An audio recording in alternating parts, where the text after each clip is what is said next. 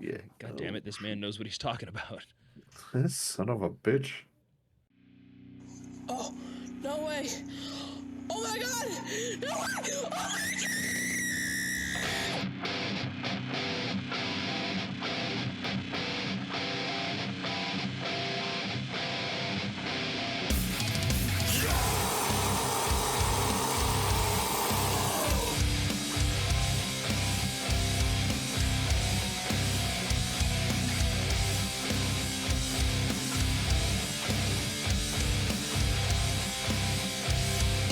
Good thing you're setting yourself up for some editing already. Ah. Got me. Say, God, there's got to be some. Yeah, otherwise, what am I even here for? Why not just post this shit right out of the gate? Well, what are you even here for, Greg? What are we here for tonight, buddy? What are we doing here for the first time? I guess it's not really the first time we're doing this. Just the first time we're doing it in this capacity. What are we here for? Absolutely nothing. Say it again. Yeah, man. So like this is I'm sure if you've made it here, you didn't start with this, new fun side episode. Dude, I hope you did. Yeah, well, if you did, go back to the announcement and it'll explain it a lot more. Nope, I hope But this is your first basically, Serial Chillers experience. yeah. Like, damn it, I hate that Greg guy. Basically, Greg and I have been chugging away, knocking out the game shows, trying to get ourselves ahead. And every couple of weeks, we're going to be sitting down and doing this, or we have a kind of a little side episodes. We get tons of suggestions for stories that aren't quite long enough to make a full episode, or maybe don't fit in a category where we could combine it with some other stories. Some of them are new information where there's not a whole lot out about it yet, and maybe we'll have some corrections and retractions as we move into this and kind of get a little more current. But new format for us and a new way of going about things. But if you miss the update, here it is. Game show every other week. You'll get one of these in between, and there's no more season breaks. It's the long and the short of it, eh? Sounds like the thick and veiny of it. Oh, yes, that is not the one I would have used to describe it, but that's why you did. So tonight, Greg and I both have a story. I think really quickly we'll touch on the Ourselves? episode. I mean, we that's what we were doing for 20 minutes. You said you weren't recording, but I saw the red flashing light, and I still let it happen. You can't see my hands.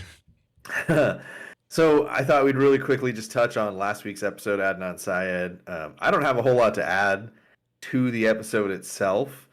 I think it was a fun way to start. Thank you again to Kelly G for getting us that very in-depth outline for in-depth but summarized, because like we said, like Serial ran whatever 16 episodes and there's a lot of information. So we had something I will say is, for the most part, our YouTube channel has always been no comments allowed. And for some reason, recently, I think our most recent, like 6 or 7, we had the comments were turned back on for some reason, which is like that. It's generally against Serial Chillers Policy. Policy and MO. And someone was commenting, and this is, I mean, I get it. It's partially the reason we have the comments turned off, though. But basically, they were time stamping, whenever we were making a mistake or whenever we were omitting some information. And that's just the thing. Like, we cannot ever fit all the information. And I get that it's not fair sometimes, the information that gets omitted. And it's never intentionally malicious, but sometimes I get, I think that's kind of what the comment was saying, that like, yeah, I can't believe you left this out. And look, we're not joking when we say if you're using this show for research, don't. We're here to, talk about some of these stories, get them out there, hopefully not offend too many along the way, and just have some fun. We just want to laugh. We just want to hang out with people every week and get to meet new people through the show. And so I guess my main point is that I turned the comments off on that video. Then they started commenting on the week before's video, like, since you're not gonna let me comment on Adnan, I'll just tell you what you missed here. And so now we're back to the YouTube comments being off. Thank you, everybody, for proving to us that, guess what, we can't have nice things. Rule 7. YouTube comments will be turned off. There we go. So Greg has a long running list of rules for the Serial Chillers podcast, and that has just been, obviously, I say long running, and then he just said he added number 7. But Yeah, but I've been working on it for a long time. yeah, we run kind of fast and loose over here anyway. So Well, and we only had we had 6 rules until I learned to count to 7. Now I can add more. exactly, bing bang boom. That's why we've been teaching Greg to read too. It's a slow, painful process. Painful, but it's gonna be worth it one day when we can both work on it. So I was hoping you'd do your story first, Greg. I guess I should say really quickly, check us out, serialchillerspod.com. I'm going to try not to bring that I'm going to try not to bring too much of that into these episodes. You guys know that from the game show, but it's where you can go to find out everything about us. If you want to support us, do it there, serialchillerspod.com. Greg, how do you feel about sharing your story first? Fine. Mine's going to be much quicker than I believe yours is. Because mine's not going to be incredibly fast. I'm used to us doing this. It's like we'll read an article or two, and then we're like, we'll discuss it, and that's what I imagine we've got going on here. Yeah. One more thing I want to add on the official business side before we jump into it, though, because it just popped into my head. I believe. Yes, OnlyFansWithCheesies.com. I believe in the Adnan Syed episode, I would have told everybody that if you haven't got your Patreon stuff, to hit us up and do it through the email or the text. If that is still the case, please do, because I've cleared everything out of the Patreon, which means that if something got skipped for you, it was by mistake.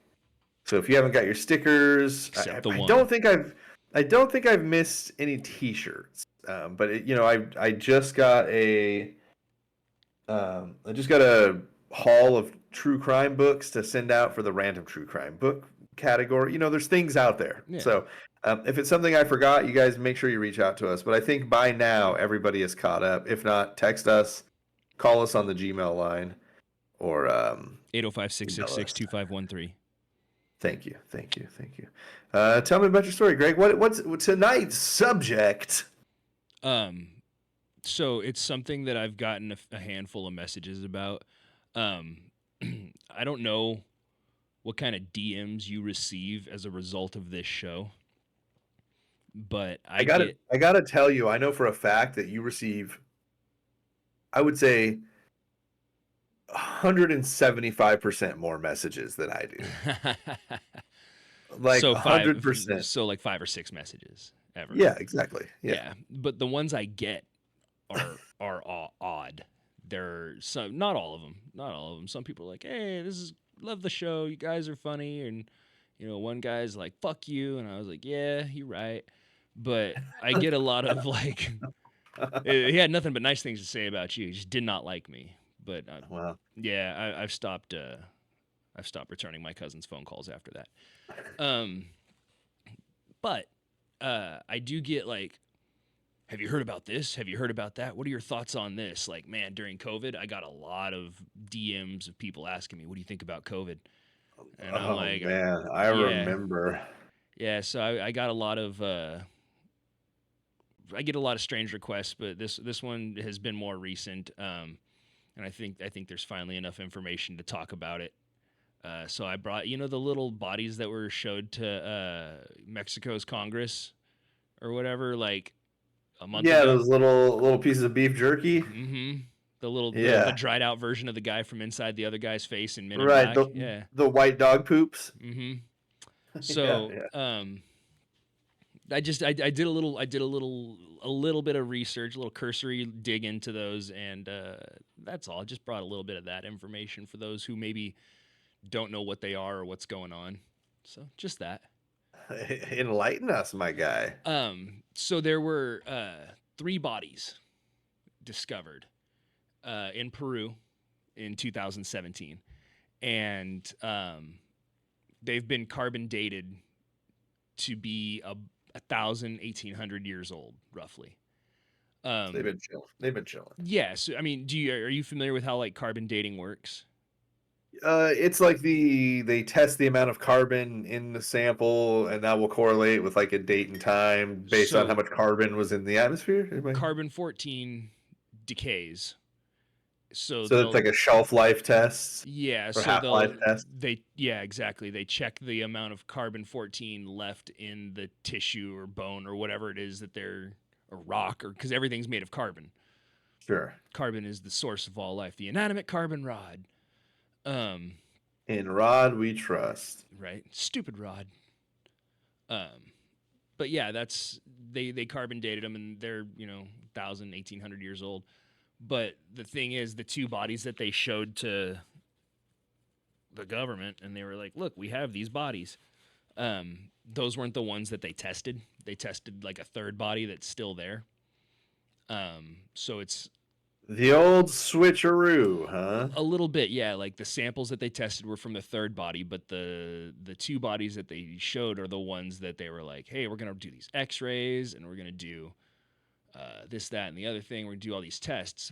And what they said was that they ran DNA tests, and basically they compared it against something like 1 million samples of like, That's a lot of goddamn samples. well, I mean, it's a computer, it does it in I see, I see, I like see. 7 minutes or whatever it is, but they're like they compare it against known samples of other life forms, obviously people, animals, biological material, biological matter, things that have DNA, and they're testing it against, they're matching it up with that to try and see if it jives with anything that we've seen on Earth. Because if we look at it and we're like, oh shit, this is like 97% the same as like howler monkeys, and you know what I mean? Like they'd be like, okay, Right. that's probably what this is, but it's not. It's not the same as anything. It shares. It's not even one of those things where like it's actually shares 85% of its DNA with a banana. Right. It does, but not enough to be stuck into one category.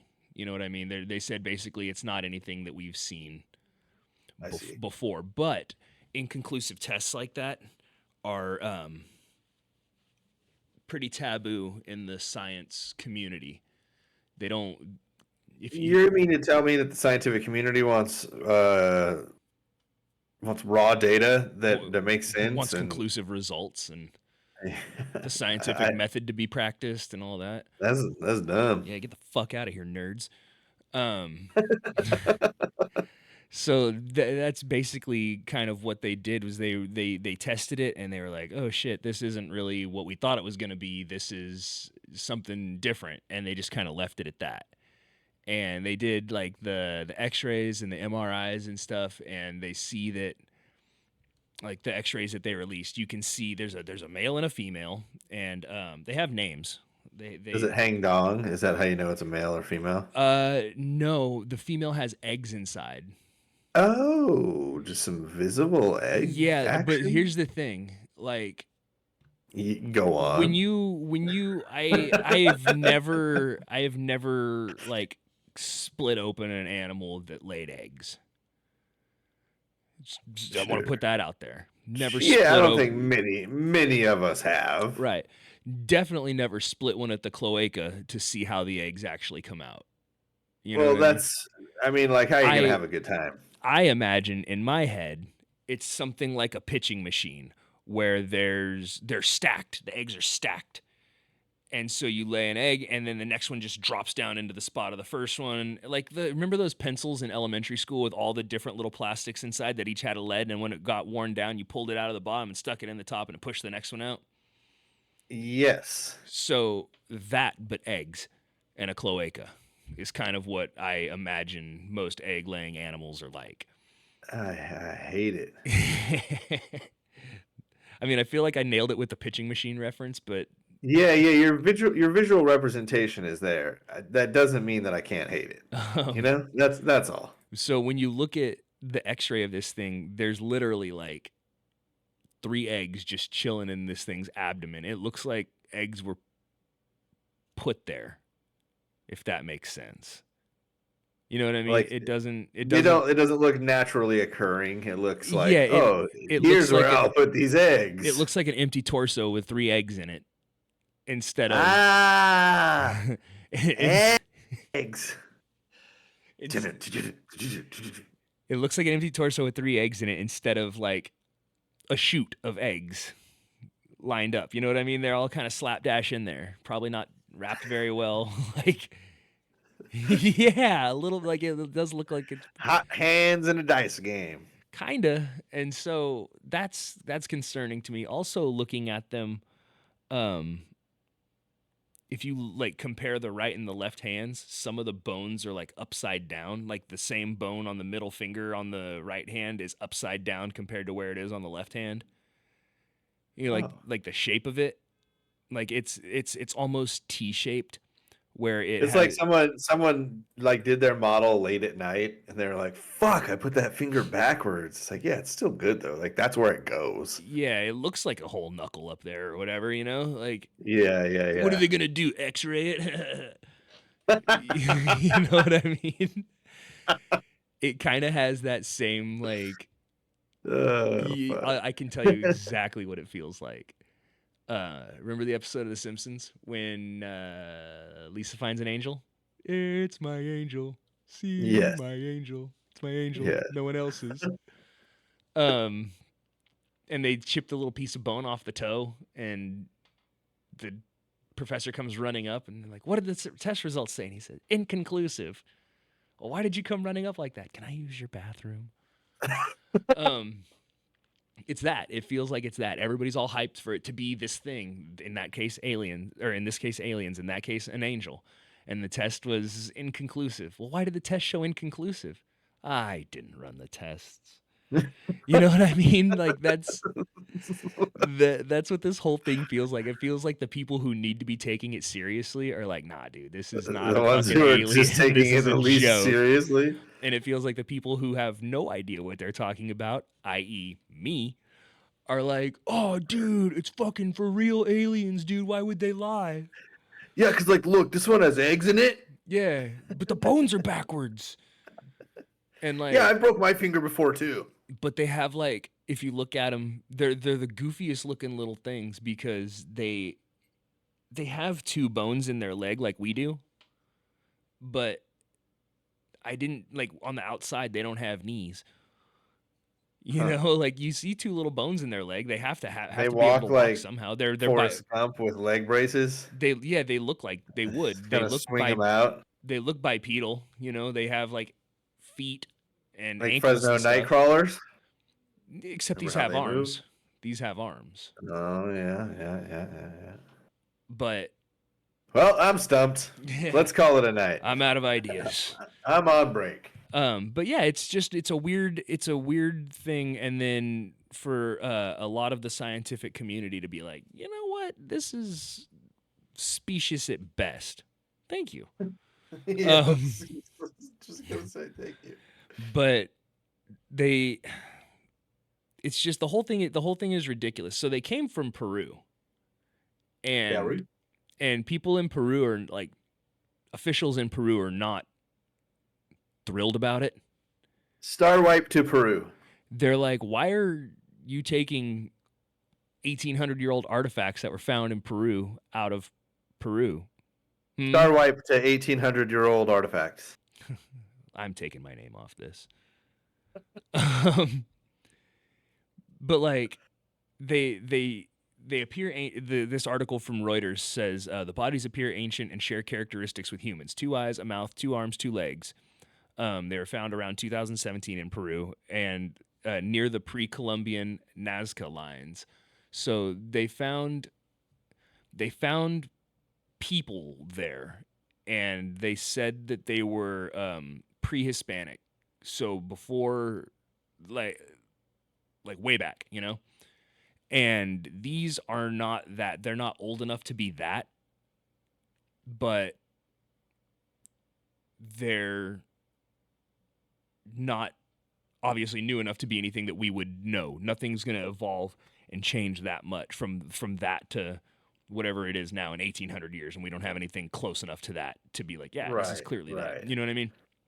To me, in my strictly professional opinion, they look like maybe monkeys that were mummified. Not Always monkeys. Like the mermaid ended up being a monkey. no, mermaids are real, dude. I think the Kelly Hopkinsville were monkeys from another planet sent as remember that's my official theory. Mine's they that were like heavenly. they saw aliens, man. No, 100% that's mine too. But they're like alien monkeys. We didn't they, like the Kelly Hopkinsville aliens didn't send the most intelligent beings down. Yeah. They sent like the equivalent of a chimpanzee. And we're like, oh, and you know, the chimpanzees kind of had a shit fit over the firearms, and I mean, I'm getting way off task. I'm sorry, but Yeah. you know, Yeah, so yeah. they're pissed off that he took them from Peru. He said, "I haven't broken any laws." They actually belong to somebody who the bodies are in the possession of somebody who doesn't want to be named. Is he They- doing the classic like I haven't broken any laws? I've just been incredibly immoral. It's I mean, it depends on Depends on what your morals are. yeah, was the British Museum of Natural History immoral when they took all the mummies out of Egypt and like ate them? Probably.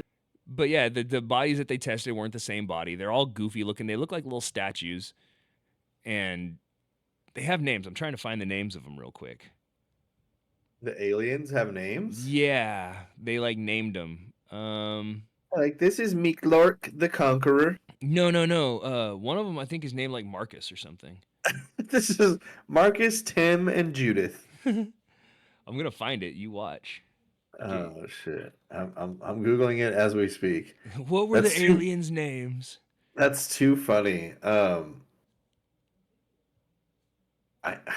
Yeah, so Yeah, they said on social media and in hearing that the shared scientific analysis and study results that he argued proves the bodies are about 1,000 years old and not related to any known earthly species. One of them, Yeah. the female, was described to have eggs inside. He said it's the most important thing that's happened to humanity. But this is this guy's like whole deal. You know what I mean? It's like if I were to start yelling about I've got alien proof, like nobody would believe me because I've been doing it for so long without proof. like it definitely doesn't look like a monkey, but it definitely looks like something that like someone carved out of a piece of stone. Imagine if somebody had like shaved and then plaster of Paris Marcel from Friends. You know what I mean? Like the Yeah. little capuchin monkeys or whatever they are. No, I know. I'm right there with you. I totally know where you're at. It looks like it's wearing a mask. Yeah. Yeah, I don't know. Hey, listen, buddy. Oh, Do I want it to be real? Yeah, I do. so they asked the guy, the guy who had the bodies. They said their names are Clara and Mauricio. Clara and Mauricio. Yeah, they asked how those came to be in his possession, and he said that he would reveal all at quote at the appropriate time end quote. Oh, what a guy! Yeah, Jose de Jesus Zalce Benitez, the director of the Health Sciences Research Institute of the Secretary of the Navy, participated in the congressional hearing, bolstering the guy's claims. Now joining him at his office, he calmly explained his interpretation of the science. He said, quote, based on the DNA tests, which were compared with more than 1 million species, they are not related to what is known or described up to this moment by science or by human knowledge. So he said, we don't know. We don't know what they are. By the way, what a solid name. Jose de Jesus Zalce Benitez. Yeah, I back it. That guy fucks. That's better than Clara and Mauricio. This motherfucker couldn't even give them good names. Actually, that's not true. Clara and Mauricio are pretty solid names for aliens. Yeah, I don't Take that, agree with Mork. Anyway, like I've had people like ask me about what my thoughts are on this, and I'm still kind of waiting. The jury's still out, you know. I want it to be real. I want them to be aliens. How adorable to have like little 18, 24-inch aliens running around. Like I think about Men in Black all the time. Quasi conocido. Poco te soy, Zed. Yeah. I'll fuck with that. Yeah, no, like as long as they don't look like little roaches like that, that's spooky. Yeah, I'm not a huge fan of roaches, but Hey, do you think Hector knew the roaches from the coffee room? I like to say yes. Or Edgar, not Hector. Edgar. Also, yes. I'm gonna say yes to that as well. But anyway, yeah, I mean, I didn't have a whole lot on this. Like I said, people ask me about it. This is my official stance. I want it to be real. I don't think that it is. I think it's a hoax of sorts where they used maybe enough biological material to make it. But how do you use biological material that like can't be sourced of the plant? You know what I mean? I feel like if Just I have a were like, bunch of it. I mix this monkey blood in with this shark blood, in with this spider blood, in with this human blood, and then like I'd submit it and they'd be like, hey, this is monkey, shark, spider, human blood. What the fuck's your problem? Yeah, but if you take all that stuff and mix it in with actual chemicals, you know what I mean? And then mix it into a plaster and put it around some like turkey bones or something, and then Or Peggy Hill. slap some eggs in the. What would Peggy Hill have to do with this? Didn't Peggy Hill dig up like some turkey bones in a fossil dig? Oh yeah, Hank put them there. They were chicken bones. Oh, that's right. That's right. Yeah, she was dumb though. She put it on her hand and she was like, "Well, I think they are finger bones because they're as long as my finger, but they didn't have a knuckle in the middle." Yeah, You got stiff Peggy's fingers. Not a smart woman. Listen, guys, these side episodes will be rife with a lot more Cartoon pop references. culture references. Yeah, it's that's how we live our life. But I appreciate this story. That's what I'm excited about these ones because like you do episodes every 4 or 5 or whatever. But it's gonna be nice to get to like every couple of weeks get to hear like a little mini side quest because a lot of yours are just built on stories that I've heard of yours over the years. But whether it's just hanging out, getting a little high, and talking about maybe JFK, maybe you'll do an episode about that one day, and like My theory is his head just did that. yeah. I've been around you to see the lore for some of these theories you have built. Some of these ones we're going to be doing in these in-betweens are going to be new and interesting and fresh, and it's going to be fun to hear what you bring.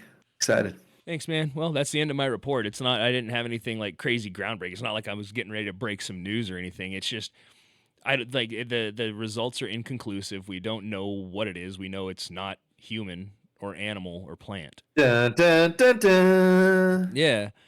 And so until Clara and the other guy, Mauricio, are identified, I mean, to me right now, it's probably just an art project or like a, Have what we I tried mean? just adding water and rehydrating them?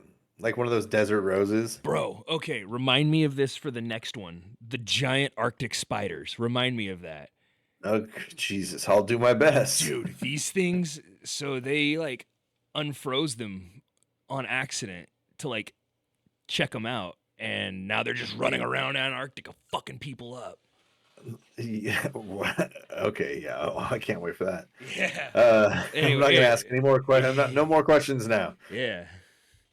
So if you're listening to this now, what we're doing with the game show episodes is we're still recording those basically on a weekly basis, and they're kind of getting stacked until you guys will probably get some that run consecutively and catch them up. But so it's going to seem like I'm just going back to back Kelly G here. I am using a Kelly G outline for the second time this season. This happens to be running back to back with an episode. So I swear, Kelly G's amazing. She didn't write all the outlines, I promise. Kelly G, thank you for this one. Greg and I were talking about it a little bit before we started recording, and I was telling him, because I haven't told him what this is yet. And when you sent it to me, Kelly, I was so excited because I was like, yes, this is like an event that Greg and I have enjoyed in our history of being hetero life mates. And I'm so excited to hear what this is gonna be. Oh, I can't wait to tell you. So give me like 10 seconds here. Let me just get in the right headspace to tell you about something that took place November 19th, 2004. November 19th, 2004. Can I get a hint? Can I get... Yeah. So basically this event was something that got out of hand. It did not go as planned. Firefest. This took place in Auburn Hills, Michigan, and is now colloquially known as the Malice at the Palace. Ah! Love this shit. Yes. You should see his face, yo.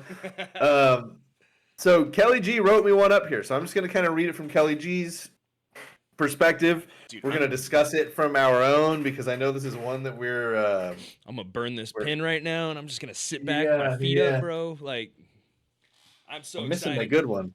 November 19th, 2004, at the Palace at Auburn Hills, Michigan, an iconic brawl broke out between NBA players and fans. It would end in criminal charges for some and affected several NBA careers. So, a lot of you have probably seen footage of this and didn't even realize that you did. Historic footage. I mean, somebody ends up changing their name because of this event. So it was a Friday night. Most fans, were heading into the weekend. The Weekend Warriors are ready for this NBA matchup. A lot of drinking takes place on Friday night sporting events, statistically, just the way it is. What? There are 22,076 people in attendance at this Detroit Pistons Indiana Pacers game. At the time, the Pistons had a very key player in the NBA. He was very famous for being like a 6'8" center who like really shut down. This is my talk, not Kelly's. I was like, man, Kelly goes hard on basketball. One of my favorite players of all time. His name is Ben Wallace. Motor City, technically. Rasheed yeah. Wallace, but moved to Chicago for dollars like Ben Wallace. Right. Well, you got to get paid. The Pacers had Reggie Miller for the last 18 years, and it was clear this season was going to be remarkable for the Pacers because of Miller and 3 other key players. For some quick context and history, the Pacers have never won a championship. Building up to 2004, they'd been revamping their team, making trades. They're in the rebuilding process, you know. The goal is to reach that pinnacle NBA championship for the Indiana Pacers. Listen, Indiana doesn't bring home a ton of championships. Peyton Manning got one for the Colts. That was pretty cool. I was just gonna say, didn't the Colts win one? Yeah, they got one. They got one, so that's pretty cool. They got their own race Yeah. for the 500. One of the first 3 key main players for the Indiana Pacers was Jermaine O'Neal.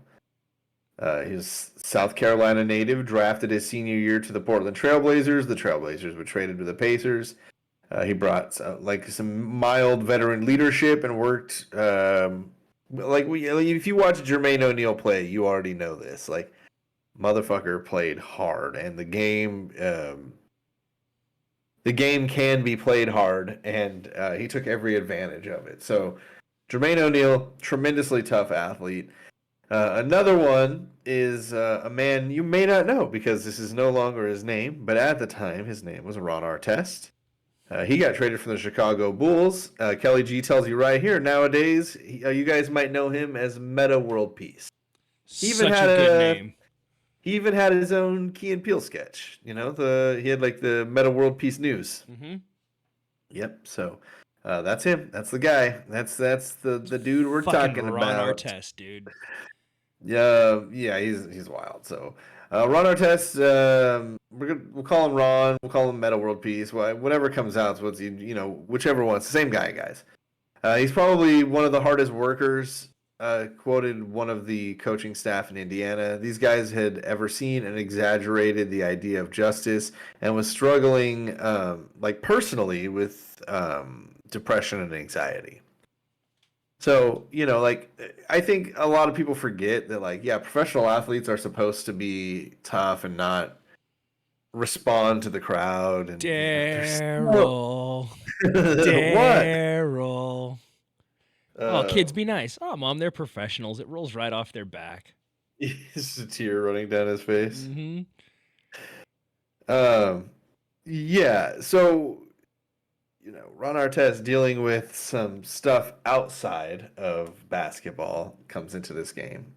The year previously, the same teams, Pistons and Pacers, were in the championship series. The Pacers lost in the 6th game to Detroit. In that game, Ron Artest committed a flagrant, and many believe it cost them the game and that basically trip to the NBA Finals. After that, Artest asked for his retirement papers, and the Pacers said, "How about fuck no? You have 6 more years on your contract." He says now that he was trying, but he knew something was wrong. He was in therapy and said it wasn't fixed overnight, but he made a lot of mistakes on the way, like telling the Pacers he had a death in the family and then going to the Source Awards. So this was 2004, yeah. So he's like, in my opinion, at this time, the way he was acting was reminiscent of late 90s Rodman. Like do you remember when Dennis Rodman had the Carl's Jr. star in his hair? Like, yeah. And for then, sure. like, he was just being a distraction to the team, which, I mean, I'm all for big personalities. I love big personalities. I love touchdown dances. I love goal celebrations. I love how out of control it gets. I love it when somebody runs to the 50-yard line and wipes their feet on the logo. I love it when somebody pulls a Sharpie from their sock and signs a ball. I love it when somebody celebrates past the other team's bench. You know what I mean? Like, I'm here for the big personality and big attitude. But I can imagine it would be a distraction if you were on that team. And Dennis Rodman writing his book As Nasty as I Want to Be or whatever, As Bad as I Want to Be, go off and stuff, but don't be surprised when your teammates are like, hey, we need Dennis back. And like Ron Artest at this time, I feel like he's doing a lot of the same stuff where he's like, he's a loose cannon. Yeah, like he was somewhere between Dennis Rodman and AI as far as like being a loose cannon goes, because AI was just he couldn't get loose because the league was on top of him. Dennis Rodman was only loose because the league wasn't on top of him, and Ron Artest, it feels like he was under everybody's thumb. What's funny is the next paragraph is the third key player was the missing piece, Steven Jackson. He joined the team, and though he was a loose cannon, cared about his teammates and cared about winning. Steven Jackson, for those of you that might be like casual NBA fans, Steven Jackson's like that consummate professional pesky. You hate him when he's on the other team, but you love him when he's on your team. Ultra physical, yeah. Okay, so let's get back to the game that brought the malice in the palace. Pacers are having a great year. They're putting together like a very good team. The Pistons are returning as also a very good team. First time playing each other since the championship loss and Artest foul, the flagrant we talked about. It's basically a statement game for the two teams. Ben Wallace recently lost his brother, so he's feeling, like pretty hyped up. Football fans out there might remember Brett Favre's dad die game. His dad died. He played like the next day or whatever, threw for like 5 touchdowns and fucking 450 yards or whatever. So Ben Wallace is like pretty fired up that night. There were 2 guys in the stands that are going to get their season tickets revoked. One of those 2 was Charlie H. We're just going to hang on to that name, remember him for later. The Pacers are up by double digits, and the regular ticket holders had already begun leaving. The game is basically over. This is the, you want to beat the crowd out of the stadium thing. You're not, basically you're not even going to see a comeback here. Before Miami fans even thought about doing it. Right. Other fans had begun coming down to fill the spots in the stadium. So, all of the big wigs are leaving their very nice seats, and all the people with the not so very nice seats are coming down and just kind of filling in a little bit. So with 45.9 seconds remaining in the fourth quarter, the score is 97 Pacers, 82 Pistons, a 15-point game with 46 seconds. Like, I think a lot of people forget that about the Malice in the Palace. The game had fucking 40 seconds left in it. It was over. Ben Wallace goes in for a layup. Ron Artest remembers, I didn't want him to get the layup, so I pushed him. Remember, the Pacers are up by 15. Like, just let him score. Yeah, you're only up by 13. And he didn't have to do that. The game wasn't on the line. So remember, we talked about Ben Wallace being, he played center, which is the biggest position in the NBA, and it's usually reserved for the guys that are like 7 feet tall or whatever. Ben Wallace was 6'8" and played the position valiantly. So he had a lot of, let's call it grit. He's a dirt dog. You know what I'm saying? Yeah, he grinded for it. So when Ron Artest basically comes in and repeats this flagrant foul, that's kind of like a sticking point from the last time these two teams played. Ben Wallace is like, "Oh, nah," and basically a pushing fight breaks out between Ron Artest and Ben Wallace. The refs are kind of working it out. There's also a famous image where Ron Artest lays down on the scorer's table. Remember that? He I kind do. of laid down, like, Yeah, waiting for them to like finish sorting fouls Right. and all that. Exactly. So this is like not something that like you normally see in a game, but like Ron Artest is over the top, and you'll take it because like at least he's not punching somebody in the face. How did he get that? Yeah, How did he get that reputation? Yeah. So a lot of people thought it was disrespectful that he was doing that. Ben Wallace was saying that him laying on the scorer's table was almost worse than the foul. Artest said that he was practicing some of his therapy tactics in real time, giving himself to a count of 5, and Ben Wallace started throwing things like armbands and headbands at Artest. I do remember Ben Wallace's headbands, so... Yeah. I mean, he was pushing buttons at that point. He knew what he was doing. Artest said that he knew his teammates wouldn't let anyone hurt him, so right at that time, a fan threw a beer from the stands and it hit Ron Artest directly in the chest. And he's like laying there, you know, in his recollection, trying to meditate, get away from the moment, like not let it, you know, take him to the darkest place possible. And then he gets hit with a. I mean, look, we're in a stadium. So even if they serve bottles, it's plastic, and they took the lid, and you didn't get it when you walked away. No, they were still in the era of serving the big plastic cups. Yeah, like the 16-ounce cup or whatever that just cost that guy. I mean, that's $12.50. That's still mostly what happened. So the projectiles can never be too hard, but still, as a player, you're not expecting to get hit in the chest with a beer. So, anyways, Ron Artest gets hit directly in the chest. Artest jumped up and goes like directly into the crowd. He's looking for before you get to what he does. Let me ask you a question. Yeah. What would you do in that situation? Am I the athlete or am I the guy who threw the beer? The athlete. You're laying there. You're trying to count to 5. You're trying to calm yourself down. You were just involved in a pretty high adrenaline scrum. You're winning a game, so your emotions are already pretty high. You lay down. Like, you're trying to calm down, and you get hit with a beer. I always think about these things and like, look, I was never even close to being a professional athlete. I played some junior college baseball. I always go like, oh, I'm going to make $12 million this season. I'm going to take that beer to the chest. I'm going to make a joke to the, media afterwards about, you could have just let me know. I would have drank it. You didn't have to throw it at me or whatever. Tell him he should try out for the Tigers with an arm like that. Yeah, whatever. Yeah, exactly. Like, that... Because, it's like every time you see one of these, and I'm not condoning it at all, but every time you see one of these, like, NFL DUIs, you're like, how the fuck, dude? Like, at minimum, you're making $750,000 this year, and you couldn't get an Uber or a taxi home. It's like, how fucking stupid are you? But I've also never been like, oh, I just got drafted to play a game that made my family generationally wealthy.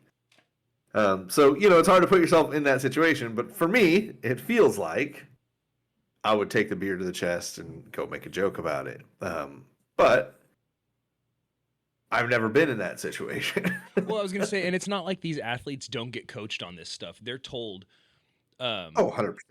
They're told how to deal with their finances, how to deal with people who are asking about their finances. They're told how to deal with, maybe people who are going to try and blackmail you and get at your money, make you look bad. They're going to try and do all kinds of shit to to screw with you because they can and because you have so much to lose, and comparatively speaking, they don't. So right. Like these, which is why I can't compare the situation and say how I would react fairly, Like rookie athletes have to take a class when they join teams. Like they sit all the rookies down and they're like, okay, here, like this is a full class, and these guys are gonna tell you how to deal with this stuff. What do you do if you're in this situation and that situation and whatever? Right, So right. it's not like outside of therapy he was doing nothing. It's been a while since he was a rookie at this point, but you still took the classes. You know what I mean? Right. You had to go through and do the training. Put that shit into play, Ron. Mm-hmm. Meta. He didn't. He got hit with the beer. He goes up into the stands. Dude, there's no way you're gonna pick out who threw that. You're laying down, looking up at the arena rafters, and you get hit with a beer. Like, how are you gonna get up and accurately pinpoint? You're just everybody's probably going. He got 'cause- really fucking close though. Yeah, you're not wrong. He did see that trajectory and got it figured out.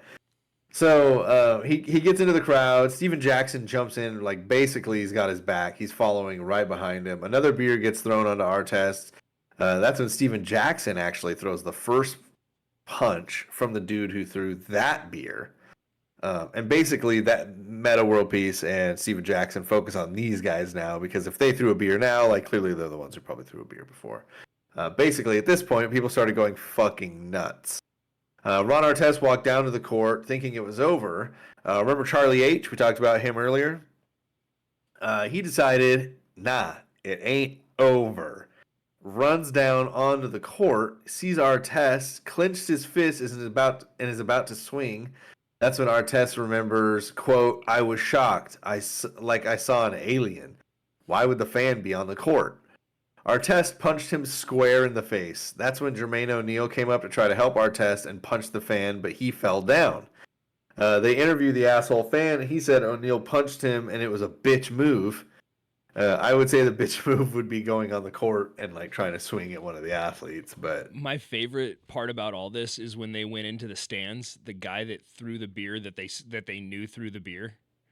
They like the guy was standing next to his friend or whatever and was like, "No, it was him." yeah, And they beat the fuck out of the wrong guy at first. yeah. And I love Hey, that, listen, dude. I love wrong place, wrong times. It happens, you know. love hilarious misunderstandings like that. So at this point,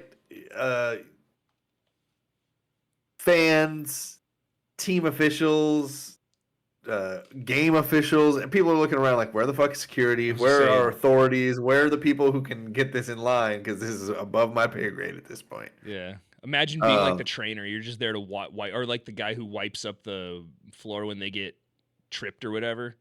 Right. And And you're we'll like, think "Oh, about dude, it I'm not too. equipped to handle like 3 whole beers. Holy shit."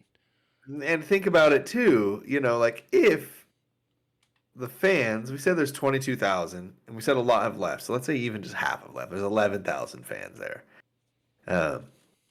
Players included, staff, full staff included, both teams. There's probably like what, 45 people on the court. Let's throw the referees in there. You got Yes, timekeepers. 50. Let's throw okay. So you got everybody that works down at the court. You got probably 100 people, including security guards.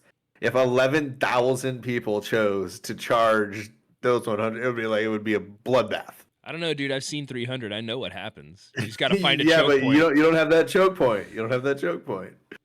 I think that it freaks a lot of people out that obviously not 11,000 people charging down on the court, but I think there are a lot of people that are like, fuck it, I'll fight Meta World Peace right now.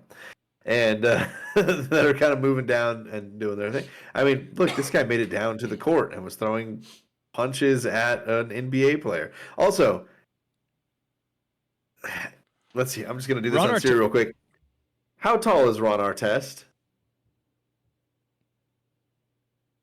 He's 6'7". Like, that is not a tiny human being. I was gonna say 6'6", but yeah, 6'7". That 6'7", and also, like, if you've ever seen him, his biceps are probably literally just the size of your head. Like, he is probably as big as my thigh.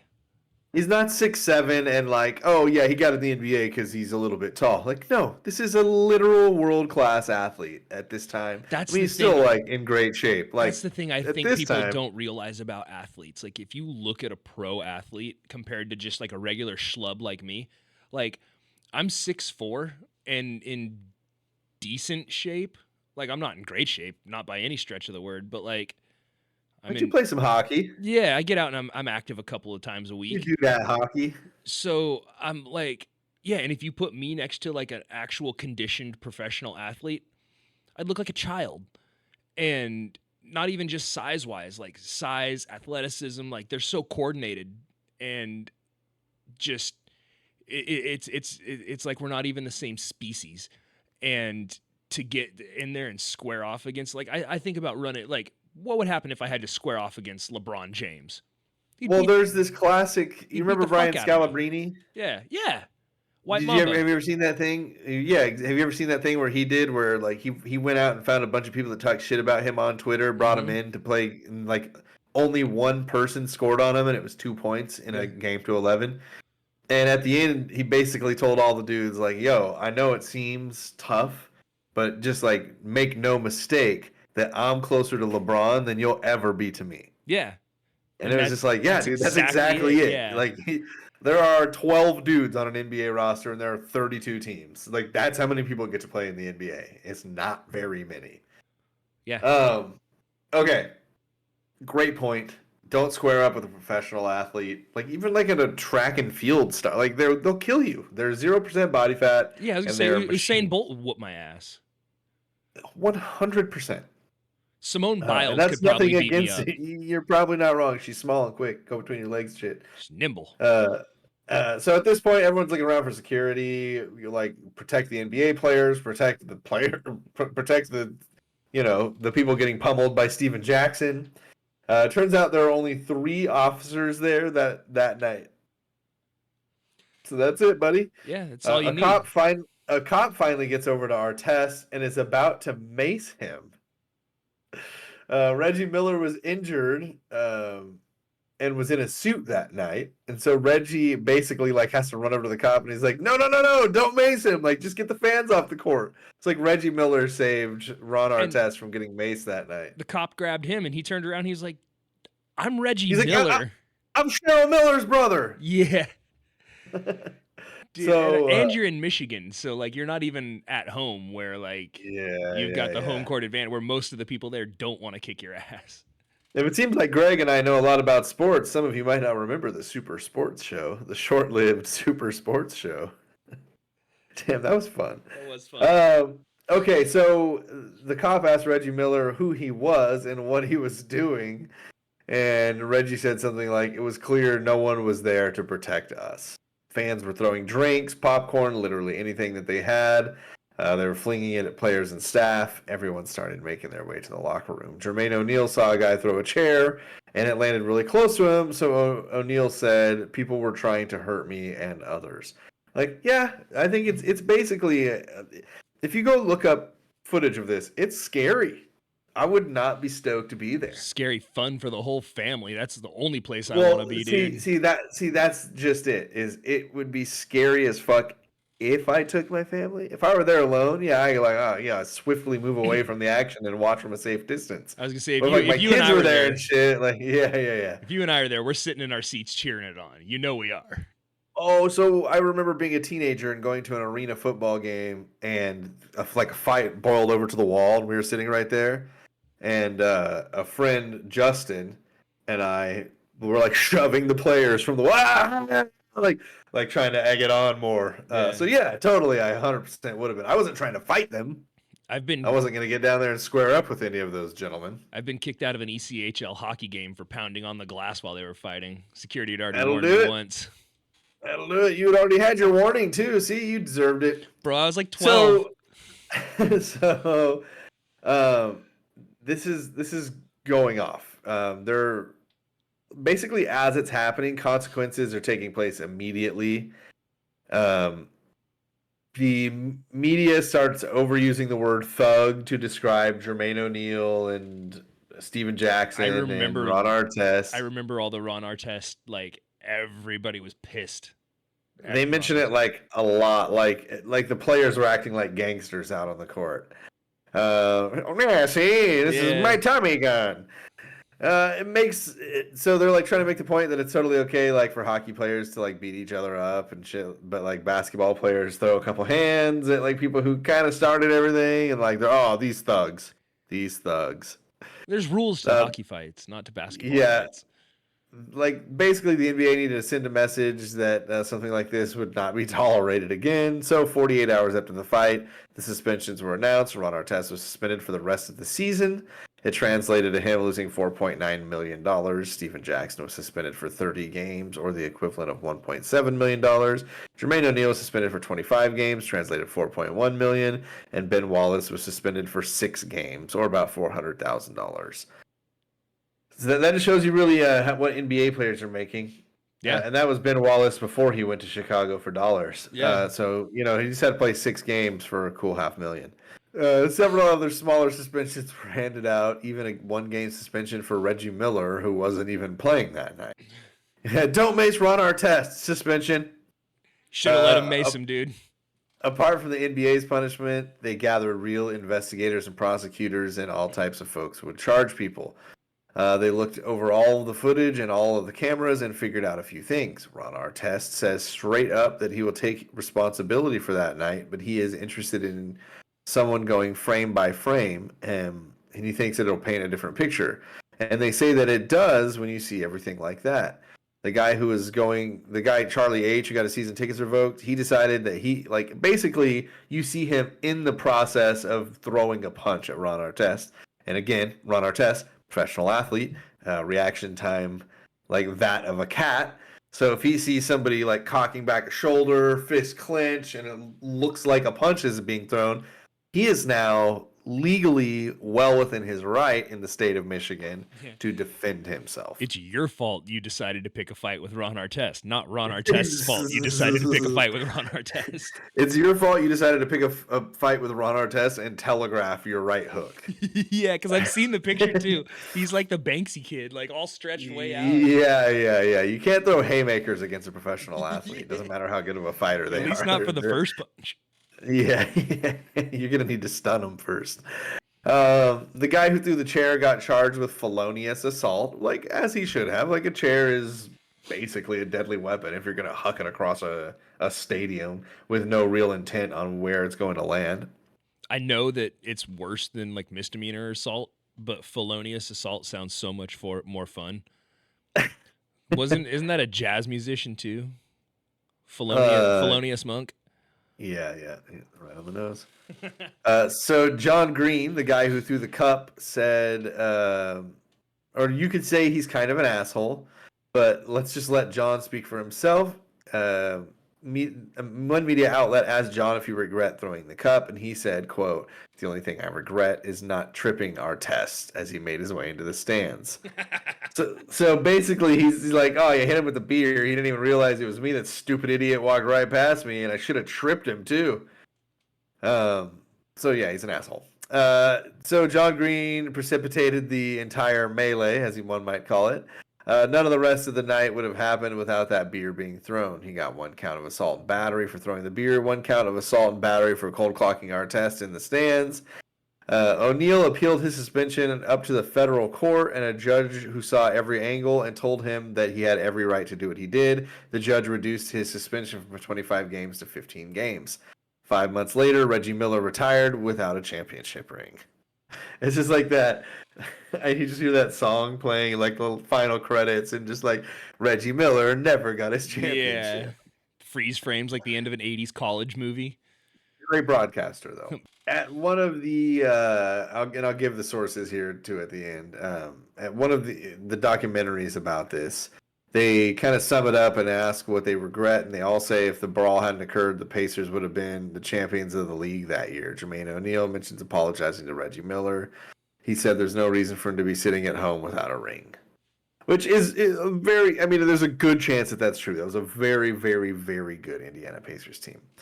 Ron Artest went to the Lakers, where he won a championship, and in the documentary really seems to own up to his actions and said, "I don't face things head on. I bailed. I was a coward."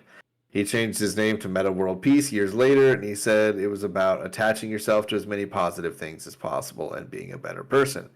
Jermaine O'Neal suffered the most and was never really the same again. Like, as far as like his status in the NBA.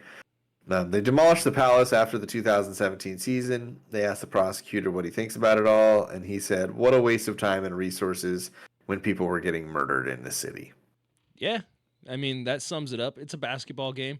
You should prosecute the people who interacted with the players because that's right there in the code of conduct when you buy your ticket.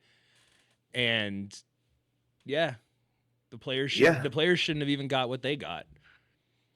Basically just shows how quickly shit will get out of hand when tensions are high. And, thanks Kelly G for the outline. A couple sources here. Untold, which is the documentary Malice at the Palace. Kelly suggested here, she said, by the way, the whole Untold series on Netflix is pretty fantastic. It is. It's good. It's just different stories about sports. Mm-hmm. So I haven't watched any of them. Oh, dude. And then Wikipedia for the Malice at the Palace. The one of the Untold about the Malice at the Palace is really good. I liked it a lot. Well, I'm glad that you got a little Malice at the Palace action tonight. Absolutely. I know that you love that story, and I was glad to bring it to you. I love when athletes beat the fuck out of fans. Like, I've seen it in hockey. I remember, like, in the 70s, I want to say, like, the Bruins went up into the stands and beat up a bunch of fans. That's always cool. I know I've seen, like, a guy lean over the glass for the penalty box and dump a beer on. I think I've seen John McEnroe do it 4 or 5 times. Yeah, you gotta love that shit, dude. Like, I saw somebody dump a beer on Ty Domi, and he pulled him down into the penalty box and beat the fuck out of him because they couldn't just quickly get to him. So he gave that guy like 6 or 7 good shots while he held him down. I love that. Like, these guys are, yes, they're getting paid hundreds of thousands, if not millions of dollars to go out there and play a children's game for your entertainment. But at the same time, they're at work. You know what I mean? Like, they don't come down to the corner and knock the dicks out of your mouth and then heckle you for it. They are doing a job just like everybody else is, and don't throw beer and food at them and stuff. Yeah, so that's the main thing. Be skeptic of Mexican aliens. Peruvian. And that's right. They were moved to be skeptic of Peruvian aliens, and we don't mean the ones that immigrate. We mean the ones that came from space. And be skeptical of squaring up with professional athletes. That's the takeaway from tonight. If you're going to square up with a professional athlete, at least make sure somebody has a camera and they know how to use it. Yeah. Also, like, just remember that Steve Nash is like 6'4", 240. Okay, I know we're like using kind of dated references, but like, fucked. No way Steve Nash is 240. Maybe I'm exaggerating there, but he is like 6'4". Like, Steph Curry is a monster of a human to you. Like, yes, he looks tiny out on the court because those are monster humans, but Steph Curry is bigger than you, most likely, in most cases. Greg, I think you're about the same height as Steph Curry. I'm curious about Steve Nash now. He's really great at soccer too. So while you look that up, Greg, I'll tell everybody, go check out serialchillerspod.com. It's got all of the information for the show, about the show, where you can listen. You're listening right now, so obviously you're about 60 pounds high. Okay, so he's 6'4", 180. 6'3", 178. He's a big dude. That's all I'm saying. Yeah. So check out serialchillerspod.com. You can find all of our social media outlets there. I mean, we really only do 2 now. It's Instagram and TikTok. I think there's still technically a Twitter out there. Or an X, whatever the fuck it's called these days. We're not participating in any of that. We do have the Discord where you can come hang out. It has become a very chill place. I will say it's not like our most incredibly active, always talking about true crime place. It's become a much more chill, safe place than that. Yeah, like, we've got like some weight loss buddies. We've got a little book club. We talk sports. We do talk to true crime in there. But if you're a fan of kind of the show and maybe not true crime down to the nitty gritty, it does have something for everybody. So come check out the Discord. That's also at Serial Chillers Pod. Exactly. Anything else you want to add, Greg, buddy? No, I think this was fun. I think as we get more into the side story episodes like this, they'll smooth out. And yeah, they're gonna progress. We're gonna find our wings, as it were. Yeah, maybe I'll bring back some astral projection transcripts. You know what? This is a perfect time. I have some shout outs from Patreon. Ooh, let's get them. I'm gonna get them done. It's only like a handful here. So, for those of you who gave to the Patreon and are just now getting your books and stickers and stuff, like, thank you guys for the patience. Greg and I, like, obviously I moved across country. We're doing things basically how we used to, but a lot differently in a lot of different ways. So we're trying to figure things out, and we got a little behind on Patreon stuff. So it's all out now. Everybody should be caught up. Here's some of the shout outs that I believe I never got in the first place. So thank you, Hayden from Texas. Thank you, Christina D. Thank you, Dan G from Minnesota. Thank you, Amanda M from Wisconsin. And thank you, Julia T from New Jersey. If All you of guys them. don't know, Every last yeah. one of you, thank you. every last goddamn one of you. If you don't know, Patreon is just a way where you can give as little as $1 a month, and that's how you get your name called out on the show. $1 a month. You give as little as $1 a month. It really helps out the show in a ton of ways, like you have no idea. That's where we have the giant haul of random true crime books we give out as one of the Patreon levels, because just about every week we're purchasing books to do research on a lot of these episodes, because we don't want to use the same old information every time, which is copy paste Wikipedia. We do that. We're gonna do that. Yeah. But we also want to have anecdotes and things taken from other places. It's just the little things, and it's just a way that it really helps a lot. So as little as $1 a month, you get a shout out. As you move up, you'll see there are definitely some rewards for you, including a trip to Disneyland, depending on how much you want to give. So side episode number 1, pretty much done there, Greg. I guess anything else? LonelyFansWith2Zs.com. That's it. God damn it. Remember, everybody, don't talk to strangers. Hell yeah, dude. We did it.